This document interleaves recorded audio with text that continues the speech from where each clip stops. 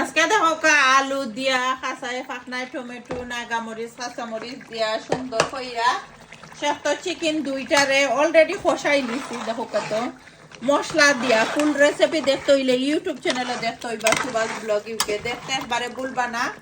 Thank you everyone যারা like comment করে সাথে আসো। অনেকে খালি কমেন্ট করে কই না তোমার ইউটিউব চ্যানেলের নাম কিতা?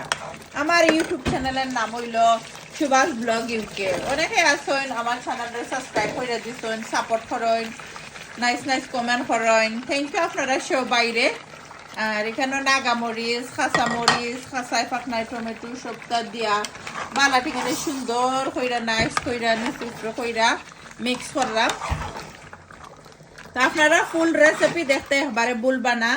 রেসিপি দেখুন যেন আপনারা আমার ইউটিউব চ্যানেলও আবারও হইরাম তৈ সব সময় রেসিপি তৈ সিলেটি স্টাইলে কুকিং করি আমি, যেহেতু আমি সিলেটি করি সিলেটি স্টাইলে কুকিং সবটা। আর আমার শাশুড়ি আম্মার কাছ থেকে বেশি অংশ অনেকে জানতে চান কার কাছ থেকে। আমার শাশুড়ি আম্মা ওলা খান কুকিং করতা তাই না কাছ থেকে বেশি শিখছি।